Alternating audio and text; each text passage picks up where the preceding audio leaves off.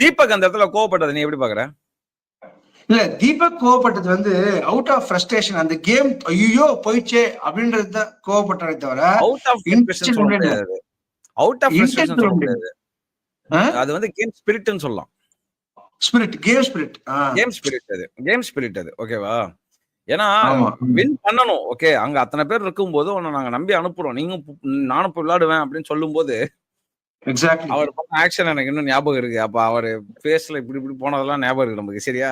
அப்படி எப்படி போயிட்டு அவர் விடும்போது கண்டிப்பா அந்த ஃப்ரஸ்ட்ரேஷன் வரதான் செய்யும். அதை ஆக்சுவலி தீபக் வந்து அவர் வாய்ஸ் அவுட் பண்ணாரு. ஸோ அதனால என்னை பொறுத்த வரைக்கும் தீபக்கோட கோபம் வந்து நியாயமான ஒரு கோபம் தான். ஆனா அதுக்கப்புறம் உடனே அவர் என்ன பண்ணிட்டாரு, கேம் ஸ்பிரிட். அதான் நம்ம சொன்னோம்ல, கேம் ஸ்பிரிட். கேம் ஸ்பிரிட்ல அடுத்தது என்ன சொல்லுவோம், சரி விடுங்க விடுங்க விடுங்க, ஃபீல் பண்ண போடுங்க, இப்ப என்ன நம்ம ஒரு வாரம் நம்ம வந்து வாஷ் பண்ணோம் அப்படிங்கிற மாதிரி ஒரு விஷயம் சொல்லுவார். ஸோ அதனால இந்த இடத்துல தீபக் வந்து நம்ம கொடலாம் சொல்ல முடியாது. தீபக் வந்து